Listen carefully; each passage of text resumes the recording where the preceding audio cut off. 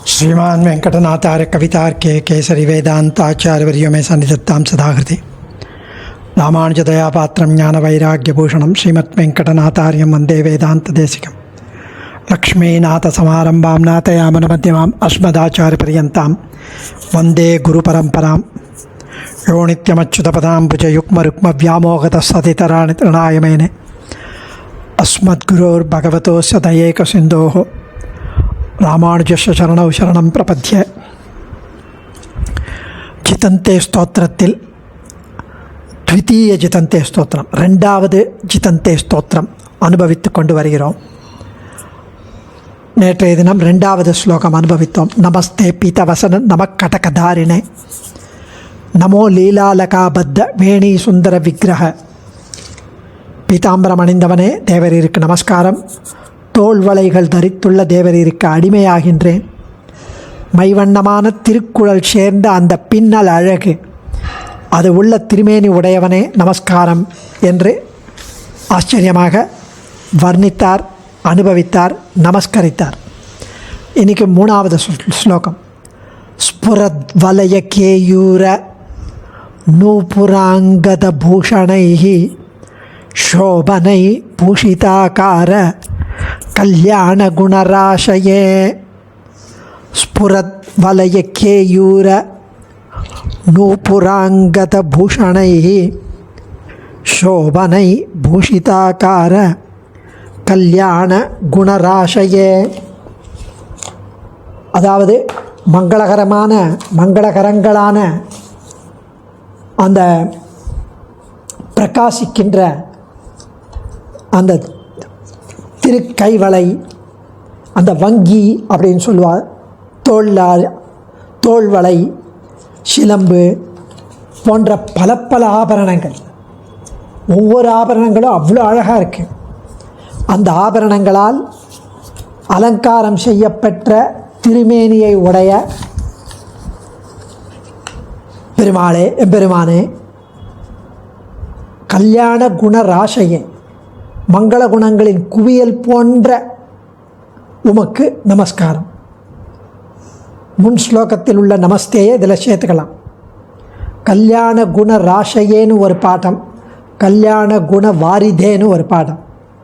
கல்யாண குண ராசையேன மங்கள குணங்களின் குவியல் போன்றவன். கல்யாண குண வாரிதே அப்படின்னா மங்கள குணங்களுக்கு கடல் போன்றவன்.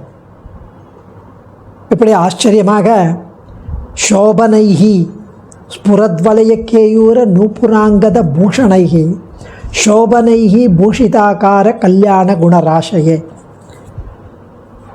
ஸ்புரத்வலய கேயூர நூபுராங்கத பூஷணைஹி, பிரகாசிக்கின்ற முன் திருக்கைவளை, தோள்வளை, சிலம்பு, வங்கி, இப்படி இவையாகிய திரு ஆபரணங்களால் சோபனைஹி மங்களகரங்களான திரு ஆபரணங்களால் பூஷிதாக்கார அலங்காரம் செய்யப்பட்ட திருமேனியை உடையவனே, கல்யாண குணராசையே, கல்யாண குணங்களின் குவியல் கூட்டங்கள் போன்றவனே, உமக்கு நமஸ்காரம். தே நமஸ்தே. கல்யாண குணராசையே, அதாவது சுவாமி இங்கே தெரிவிப்பது, அந்த படிச்சோதி ஆடையை முன்பு அனுசந்தித்தார். போனதில் பீதாம்பரத்தை அனுசந்தித்தார். அந்த பீதாம்பரங்களுடன் சேர்ந்த ஆபரணங்களை இதில் அனுபவிக்கிறார். அதோடு கலந்துள்ள திரு அணிகலன்களுக்கும் திரு அவயவங்களுக்கு உண்டான சேர்த்தி அழகு, அவருடைய திருமேனியாலனால ஆபரணங்களுக்கு அழகு, அந்த சேர்த்தி அழகு, இந்த வடிவழகை ஒரு படி கூட விட முடியாது. அப்பொழுதைக்கப்பொழுது ஆறாமுதமேனு அவ்வளவு ஆச்சரியமான அந்த அழகில் ஆழங்கால் பட்டு அனுபவித்து ஆனந்தித்து கொண்டிருக்கும் அடியார்களை அனுபவிக்கச் செய்யும் வாத்சல்யம் போன்ற குணங்கள். சும்மா ஆபரணங்கள், ஆயுதங்கள், பட்டாடை, திருமேனி அழகு மாத்திரம் இல்லை, சௌலபிய சௌஷல்ய வாத்சல்ய சுவாமித்துவ குணங்கள். அந்த குணங்களுக்கும் தோற்றமை. படிச்சோதி ஆடையுடும் பல்கலனாய் நின் பைம்பொன் கடிச்சோதி கலந்ததுவோ என்ற ஆடைக்கும் ஆபரணங்களுக்கும் உள்ள சேர்த்தி விஸ்மிதரானார். அந்த சேர்த்தியில் அப்படியே ஆச்சரியப்பட்டு ஓவர்வெல்மிங்காக அனுபவித்தார் ஆழ்வார், நம்ம ஆழ்வார். படிச்சோதி ஆடையுடன் பல்கலனாய் நின் பைம்பொன் கடிச்சோதி கலந்ததுவும் அடியாரை தோற்று பிடிக்கும் திருவடிகளுக்கு இடும் ஆபரணத்தை நூபுரம் என்றும் பாடகம் என்றும் சொல்வார்கள். அடியார்கள் தோற்று அந்த திருவடி தேனே மலரும் திருப்பாதம் அதை பிடிக்கும் அந்த திருவடியில் அணிகலனாய் அணிந்து கொள்வது நூபுரம் பாடகம் என்று. மற்றவையெல்லாம் கைக்கு இடும் ஆபரணங்கள், தோள்வளை, வங்கி, திருக்கை வளை, சிலம்பு, இப்படி.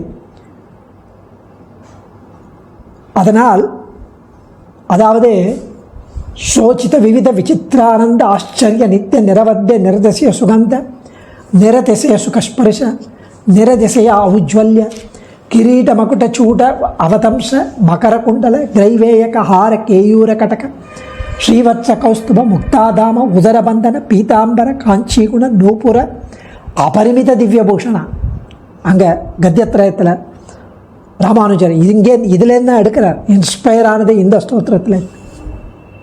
திவ்யபூஷணம், பல ஆபரணங்களை கொண்டவன், அபரிமித திவ்யபூஷணம். திரு ஆபரணங்கள் எண்ண முடியாத அளவு பல ஆபரணங்கள். என்னென்ன ஆபரணம்னா நூப்புற எம்பெருமான் அடியார்கள் யாவரும் பற்றும் அவனது திருவடிகளுக்கு ஒளி சேர்க்கும் சிலம்புகள், காஞ்சி குண திருமேனியுடன் ஒட்டியிருக்கும் அரைஞான் கயிறு, இப்படி அதெல்லாம் எப்படி இருக்குன்னா விவித ஆபரணங்கள் பலவிதமாக இருக்குது. முத்து மாணிக்கம் போன்றவையா ஸ்வோச்சித இதுவரை கல்யாண குணங்களை கூறி இப்போ எம்பெருமானின் திருமேனிக்கு எழில் சேர்க்கும் ஆபரணங்களை கூற தொடங்குகிறார். இதே மாதிரி போன ஸ்லோகத்தில் பீதாம்பரம், அதுக்கு முன்னாடி திவ்யமங்கல விக்கிரகம், இப்போது ஆபரணம். எம்பெருமானின் திருமேனியை கற்பக மரமாகவும் அந்த திருமேனியில் உள்ள ஆபரணங்களை கிளைகளாக கூறுகிறார். விவித விசித்திர, எந்த ஆபரணத்தை எடுத்தாலும் பலவிதமான பல வகைகளில் விசித்திரமாக, மாலைன்னு பார்த்தா அது பலவிதமான மாலைகள், ஆபரணம் பலவிதமான, நெக்லஸ்ன்னு பார்த்தா பலவிதமான நெக்லஸ், அனந்த ஆச்சரியம். அந்த ஆபரணங்கள் அனைத்தும் காண்பதற்கு ஆச்சரியம் உண்டாக்கும் வண்ணம் இருக்கு. நித்திய எப்பவும் இருக்கும் தன்மை கொண்ட ஆபரணங்கள். அப்படி பல் இழுக்கிறது, ஒரு கல் கீழே விழுறது, தேஞ்சு போகிறது ஒன்றும் கிடையாது. எப்பவும் மாறாமல் நித்தியமாக அழிவில்லாமல் இருப்பது. ஏன்னா இவ ஒவ்வொன்றும் நித்திய சூரியர்கள் பெரியவாச்சான் பிள்ளை பாவிக்கிறார். நிரவத்திய, இவ்வாறு கொள்ளும்போது அவர்கள் ஆபரணங்கள் ஆகிய தாங்கள் அழகு என்று எண்ணாமல் எம்பெருமானுக்கு அழகு என்று எண்ணுவர். நிரதிசய சுகந்த, அந்த ஆபரணங்கள்லாம் சும்மா மெட்டலில் சுகந்தம், நறுமணம் வீசும் மலர் மாலைகள் போன்று. நிரதிசய சுகஸ்பர்ஷ, அந்த ஆபரணங்கள் மலரை விட மென்மையானவை. பெரிய பிராட்டி எம்பெருமானை அணைக்கும் போது அந்த மலர் போன்று உறுத்தாமல் இருக்கும் தன்மை உடையது. நிரதிசய ஔஜ்வல்ய, இந்த ஆபரணங்கள் அனைத்தும் மிகுந்த ஒளி உடையவை. எந்த ஆபரணங்கள்? இதெல்லாம் இங்கே சொன்ன மாதிரி நூபுராங்கத பூஷணை, கேயூர நூபுராங்கத பூஷணை, வளைய கேயூர நூபுராங்கத ஸ்புரத் வளைய கேயூர. இந்த இடத்துல கிரீட மகுட சூட அவதம்ச மகர குண்டல கிரைவேய கஹார கேயூர கடக ஸ்ரீவத்ர கௌஸ்துப முக்தாதாம உதரபந்தன பீதாம்பர காஞ்சிகண நூபுரா அபரிமித திவ்யபூஷணம். ரொம்ப அழகாக தெரிவிக்கிறார்.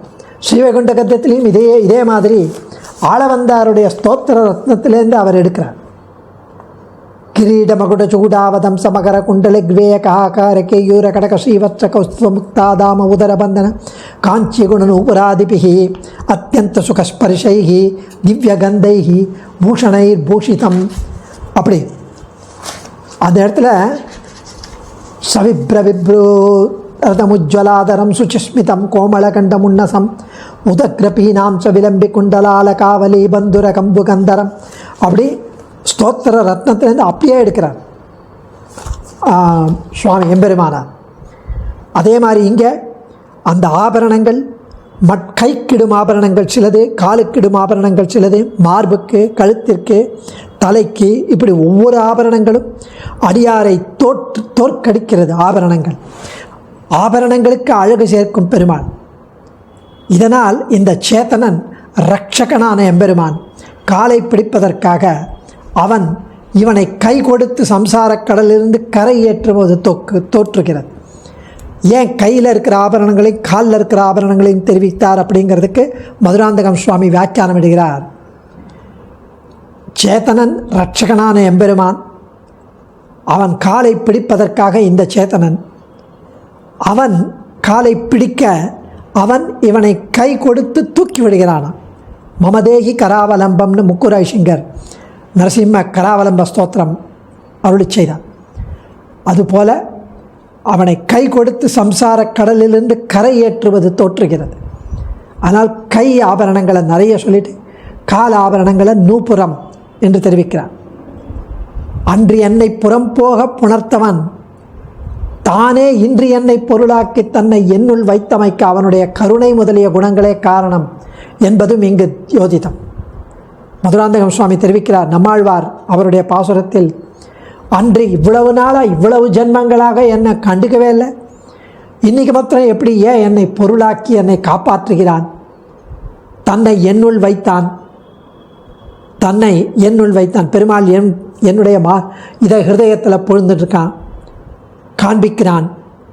அன்று என்னை புறம்போக புணர்த்தவன் தானே இன்று என்னை பொருளாக்கி தன்னை என்னுள் வைத்தமைக்க என்ன காரணம் அப்படின்னா அவனுடைய கருணை முதலிய குணங்களே காரணம் என்பது இங்கு ஸ்பஷ்டமாக தெரிகிறது. அடியன் தன்யோஸ்மி. ஆச்சாரியன் திருவடிகளே சரணம். கவிதார்க்கிக சிம்ஹாய கல்யாண குணசாலினே ஸ்ரீமதே வெங்கடேசாய வேதாந்த குரவே நமः.